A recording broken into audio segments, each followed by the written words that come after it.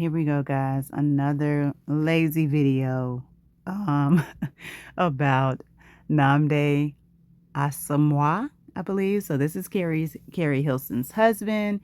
I believe he was a former football player. Now he is an actor and movie um, producer, writer, very talented.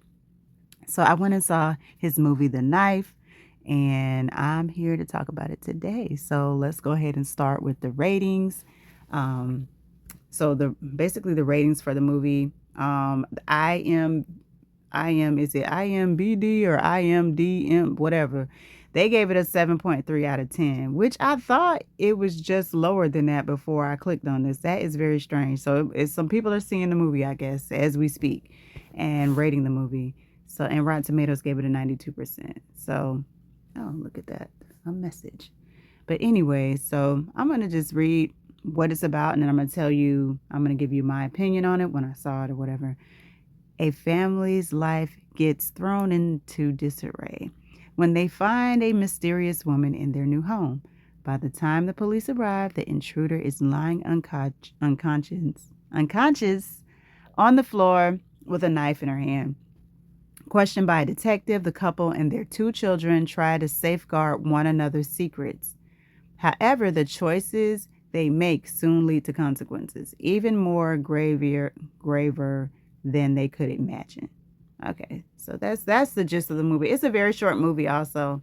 So I did arrive late, late, but they were already into the scene where the uh uh Chris, which is the husband, is in the bed with his wife, Alexandra, and I'm not sure what because I was late. I'm not sure what their job was, but anyways, it was a cute little family. They had a nice little house. They had two girls, and then there was also an infant. So it was a baby. They also had a baby, and I believe that was a girl as well. So they had technically they had three girls. So um they're talking about their night, doing what couples do in the bedroom before they go to sleep. So they decide, okay, we're just gonna go to bed. And so they fall asleep, and then they hear this noise. And so the husband, he hears it at first. So it's kind of like, okay, I heard a noise. What is that? And then you're like, okay, how you just wake out of your sleep and you're like, okay, maybe I'm just hearing things, or maybe I just woke up. So he tries to go back to sleep, and I believe again, he hears a noise again. So he jumps up like, what is that? So he starts walking through the house. I believe he picked up something now. I believe it was like a pocket knife or something. And or maybe it was shears. It was like gardening shears. But anyways, he picks up something. As he walks towards the kitchen, he sees a lady like standing in a corner. And so this room is like, let me go back to this room is like past the kitchen. It's almost like one of those side rooms that's next to the kitchen. So I don't know if this is like a pantry or what, but anyway, so he walks off to the side. This lady is facing with her back facing him. It's a lady standing there. And so he's like, hey, you have to leave. You're at this address. He names his address. You have to leave. And she just act like she doesn't hear them. She keeps her back turned. And then he said, I'm sorry, you're going to have to leave. And then he gets a little bit closer. The lady turns around. I should back up. Before that, he puts, I believe, what are the gardening shears on the counter, because she's like kind of standing with her back turned, but she's leaning on a counter, like facing towards a window or something like that. So this is a very strange room. But anyways, so as he gets closer, he puts the shears down, and then she finally turns around, and guess what? Boom. We go to the next scene. She's on the ground. He's kind of freaking breathing like he's sad, man. He like he having an anxiety attack, actually, to me. He was having an anxiety attack. And I think the wife heard the thud, I guess, when the lady hit the floor. And she came in the kitchen to see what was going on, or the kitchen side room or whatever it's called. So he's sitting there panicking when the wife walks in. He's just doing like that. So she's staring at the lady on the ground. She's staring at him. He's staring back at her. He's staring at the lady on the ground. So they kind of have like this little moment. So from that on, it's not I really don't remember like technically what they said and did, but as the wife came in, she's saying, you tried to defend us. It's okay. He's like, she broke into our house, call the police. So he finally gets out of his, I guess, shock and he calls the police. He tells them, hey, it's a lady on the ground. Get an ambulance here quick. She's dying. And then they try to ask him more questions on the 911 call, but he's like, just hurry up and get here. She's dying on the ground. Then he hangs up the phone. And then the infant, the baby, she starts crying. So, and I was thinking like to myself, like, why did he go get the baby? Why didn't he just stay there? Because the little girls had entered the room also. And they were trying to say, what's going on, Dad? Are you in trouble? And this and that. So that's what the two little girls were saying. But they allow him. So basically, he would have to step over the lady, pass his wife and the two girls to go get the baby. But that didn't make sense to me why he would go get the baby, because he was just in shock. I felt like the mom should have went and got the baby, because yes, she's in shock too, but I don't feel like she's in as much shock as him because he experienced it. But anyways, so he goes to get the baby. Then he goes to the bathroom cabinet and he's searching for I guess he's supposed to be on some type of medication, and he's searching for it. And he struggles to get the bottle open because he's actually holding the baby. He goes and get the baby first, goes in the bathroom to get the medicine, and then he's struggling with opening the bottle. It was like 2 pills in there or something. So of course he's over the bathroom sink because it's the medicine cabinet, and the pill just rolls and scrolls around in the sink as he chases it with his hand, and it goes down the drain. So that's that. He can't take his medication.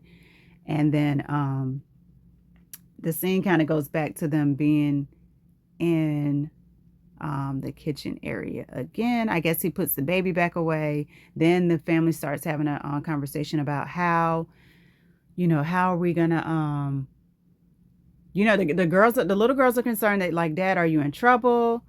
And then the mom is just like, you're a black man and you're just defending yourself, and everything's going to be okay. Then one of I guess the oldest of the little girls, she goes, I don't know if she goes and get a tablet or she goes to do a little Google search.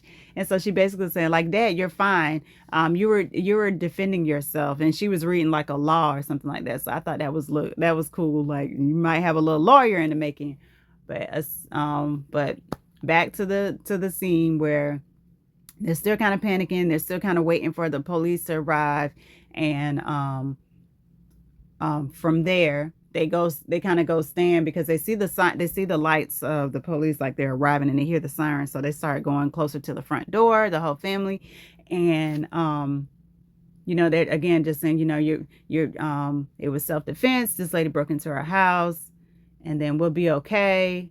And so when the police get closer to the door, the wife grabs, I think, which is a pocket knife, which I believe was also in the kitchen, and puts the pocket knife by the lady's hand because she's still on the ground unconscious. And I forgot to say, the wife did try to check her to see if she had a pulse, but she said at the time she was still breathing. So so the wife runs fast before the police approaches the door, and she puts the knife by the lady unconscious hand. So I'm like, why would you do this? This is the part that really made me mad about this movie, is when she did that. And then I was like, okay, I'm ready to leave because this is not going to be good. This is going to be a disaster. So here we are. It's a black family. And the lady is white or whatever. She's not black. They broke into their home, and they're already acting as if they're guilty, which I understand that being black in America, and I guess that's what it all ties into, and what is, being black in America, how the police officer treats you, how black people act around the police, and how the police makes you feel when you're black in America, and like you're already guilty no matter because of the color of your skin. Even though this lady clearly broke into their house in the middle of the night. They were still nervous. They were still thinking, like, we have to make it even look worse because we're a black family. and we live in America. So, that's the part that made me angry, because I felt in that situation, if it was me, which I am a black woman in America, I would have just left it where I would have left the situation where it was. I wouldn't have been as nervous or whatever, I guess, as they were, like they were guilty and they did something to this lady. Because if someone breaks into your house and you live in Florida, stand your ground, you're defending yourself. But I felt like they should have just left it alone. But again, the anxiety being with black, and a police being involved and having a police call to your home. I get the gist of the movie, but I felt like it just made me mad. I was upset about that, because like it should have been clear, should have been simple. But that's what they decided to do. Okay, so let's go back into that after I told you how I feel. So the mother runs back to the door after she slides the knife by the unconscious woman's hand to make it look like as if they were attacked. And the husband was telling her no, and she did it anyways. And then another, and so I have to tell you how I feel as I'm explaining to this, because now you have done this in front of your children. They saw you do this, so now that's even worse, because you've put them in a situation where they may feel like they have to lie, and she put them in a situation where that just basically that, where they may have to lie, or even be an example and showing them, not being a good example and showing them, like if something happens, that. And I mean, I guess that's like a double standard, because you're teaching them that, because you're black, you might have to do more, fabricate the story to make it sound worse, because you're already a criminal in the police's eyes, and things like that. But that's what happened. So that's the part of the movie where I was ready to go. But so the police officer, back to the story, the police officer opens the door. I mean, they open the door for the police officer and starts questioning them, and they still look nervous. They look guilty. They look guilty the whole time. They still were nervous, and I hate that. I hated that for them, but I do understand and get it.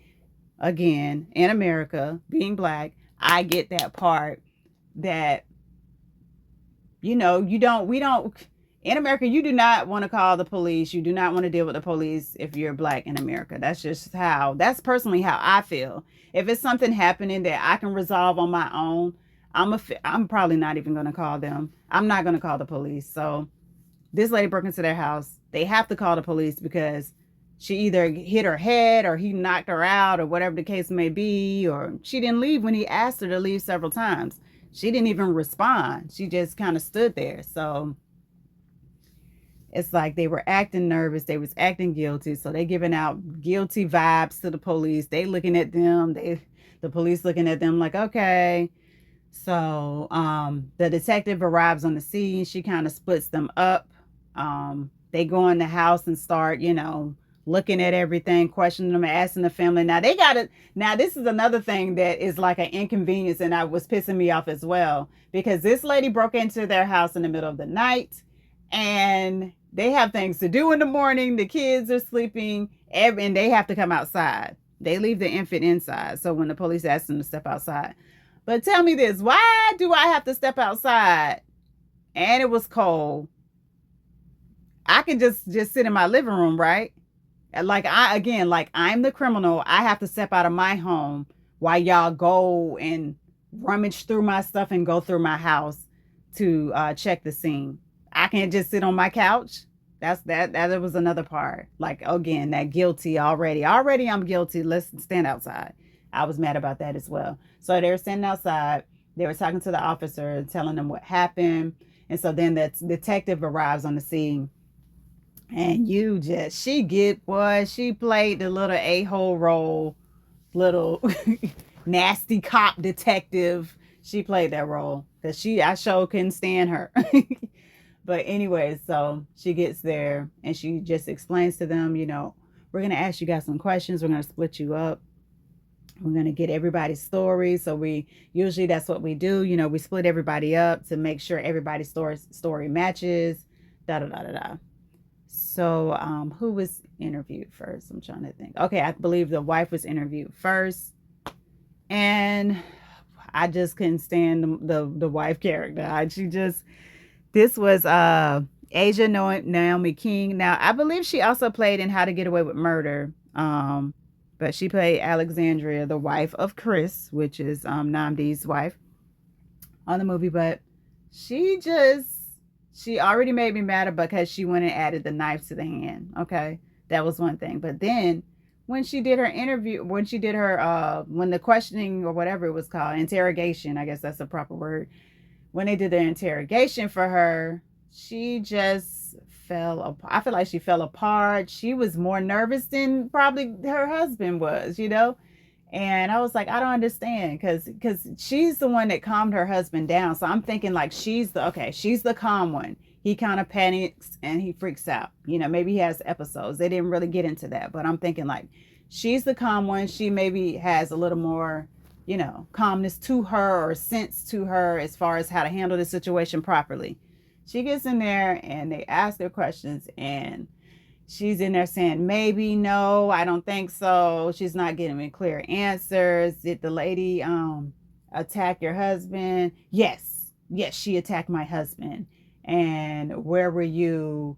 Where were you? Where was I? The whole interrogation was like, girl, are you hiding something? So that was like, she was given like guilty through her whole interrogation.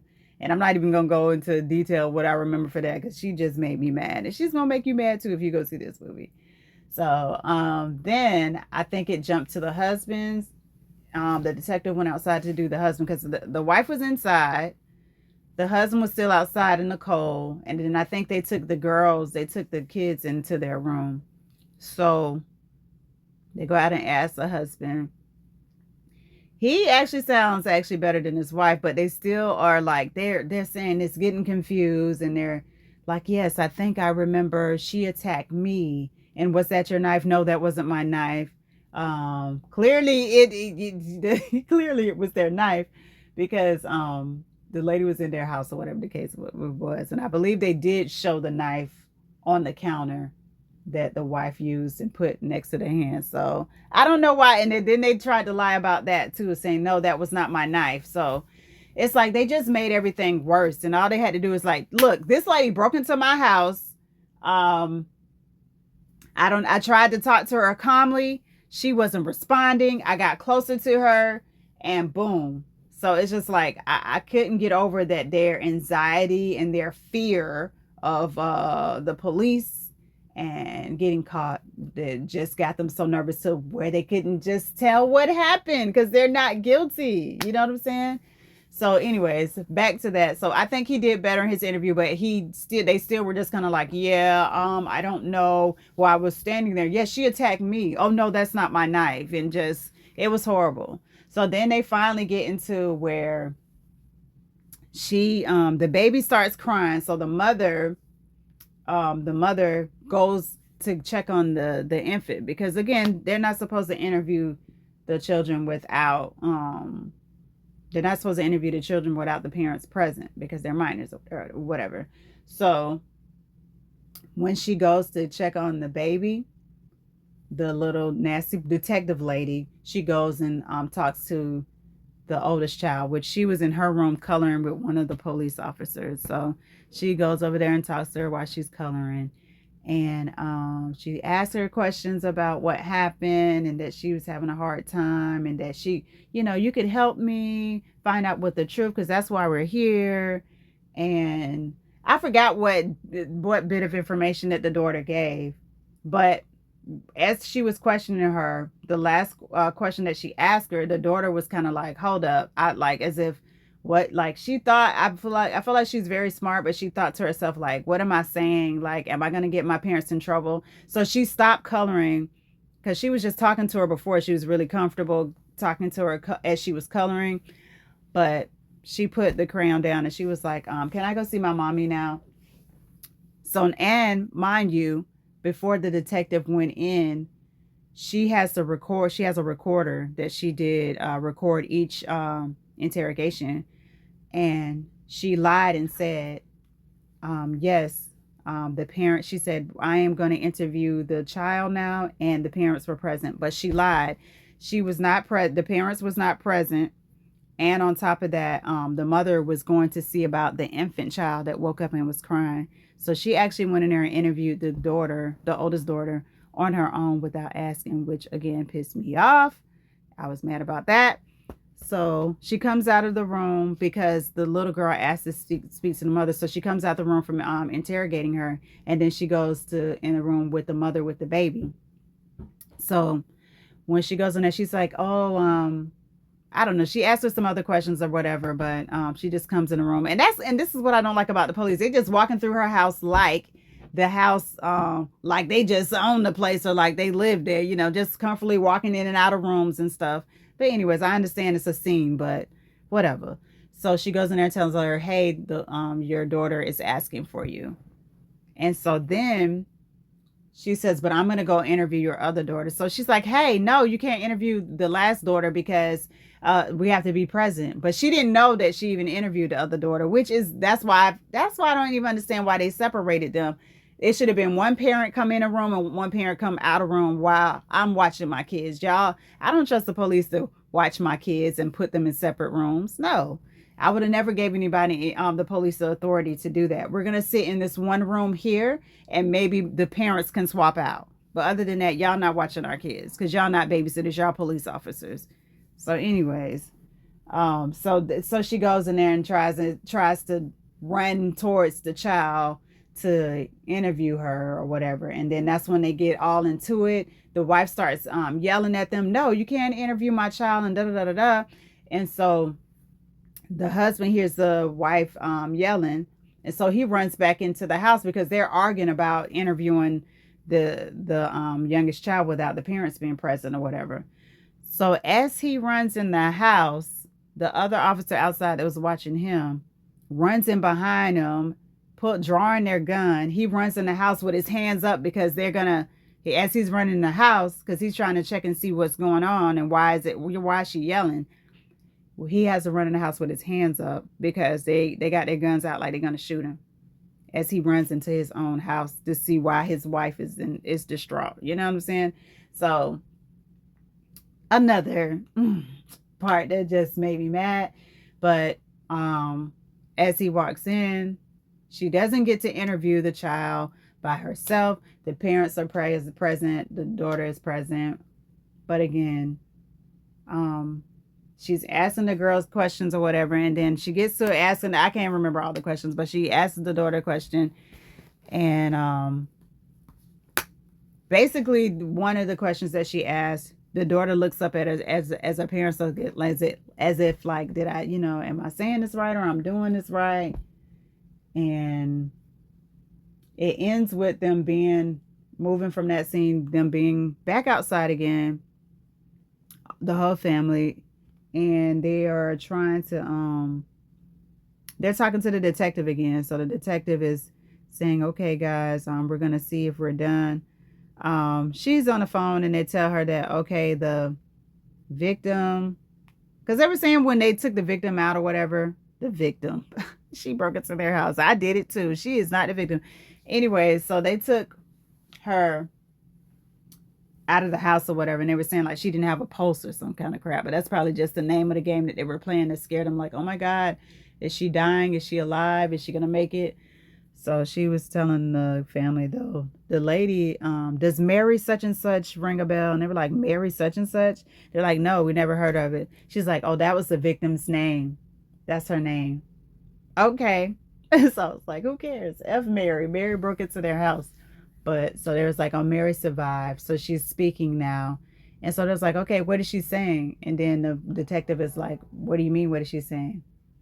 We haven't interrogated her or anything, but we're going to go to the hospital now and interview her. So that's that. They tell him that. Then I think she gets another phone call and she's like, oh, okay, yeah, you want me to do it now? Da, da, da. So now they're worried about what the lady's going to say in the hospital because they put the knife by her or whatever the case may be. But anyways, she goes and say, Chris, yeah, you were drinking, weren't you? Because from one of the interrogations, I believe one of the children, probably the first one, was saying that her dad drinks and he's not supposed to drink.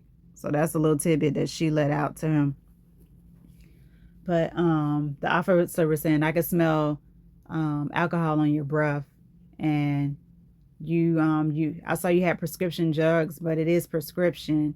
I saw you had that in the your bathroom. And he was like, yes, or whatever, right. So again, I guess she's trying to catch him in another lie, ask him how many drinks did he have. And then I don't know if one of the kids or her wife was like, he doesn't drink, or whatever the case may be. But whatever, my boy probably was sneaking him a couple drinks. They had a little flashback scene of that. So this is getting very long just to explain this movie. I didn't think it's gonna take 25 minutes, but anyways. So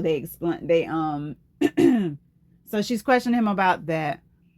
And then I forgot what happened after that, but basically she was like, you're arrested because I think it was saying because he was drinking and taking his prescription drugs. I guess that's against the law. Or they were saying something is a felony, or they lied about the knife. And that I couldn't even remember what the ending was as far as like what happened, right? And let me even see if I can even search this, because this jug, it was, wow. So yeah, so the ending, this will even let you do it. Okay, so this is the part where I'm trying to see. Yeah, so that's what it really was about. Racial tension. Um, yeah, feeling guilty when you're just, you're just here. You're in your own house, baby, and then you still are guilty. I was just minding my business, my house locked up. And then, they're asking them, do you even know why this lady, do you know this lady? Do you know why she broke into your house? I don't know.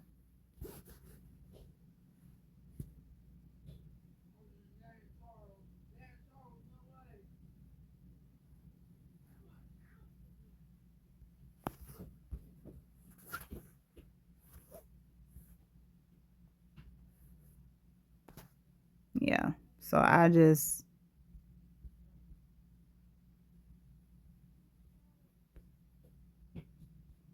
but it just really gave me it really just made me upset that people probably do respond like this. People do feel like they have to actually go and, you know, go to the extreme to just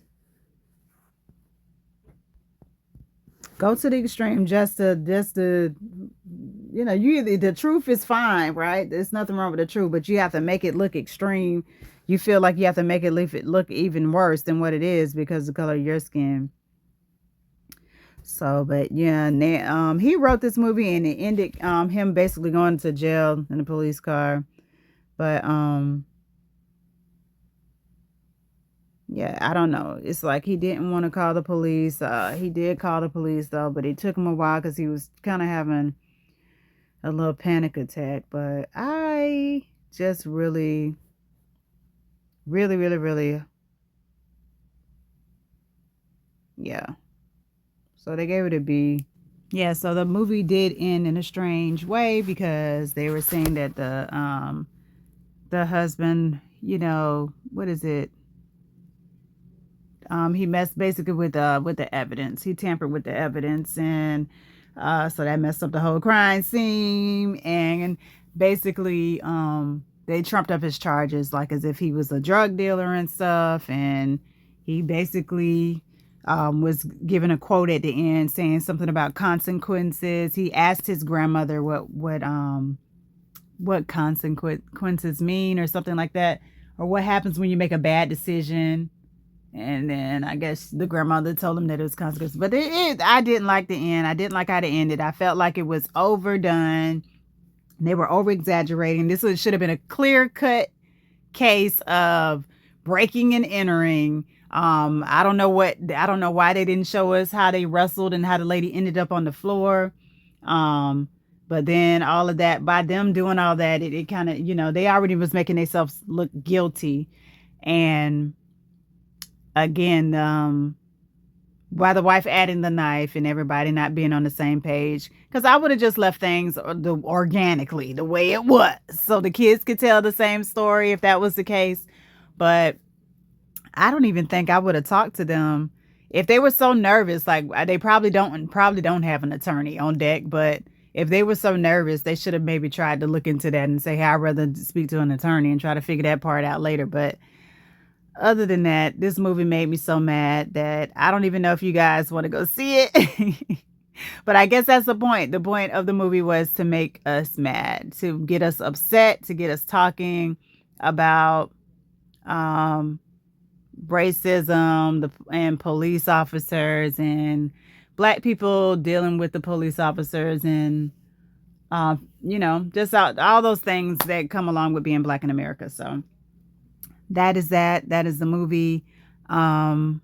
I guess you can go see it. They did. I think they got an award or something in 2024 for this movie though. But definitely, it definitely is gonna make you upset. So you have to go at your own to see if that's what you want to do. But that is the end of that movie. I know I talked too long. I'll try to edit it and make it a little bit shorter. But comment down below if you saw this movie, if you didn't see it and you're thinking about seeing it. And don't forget to comment, like, and subscribe. Thank you.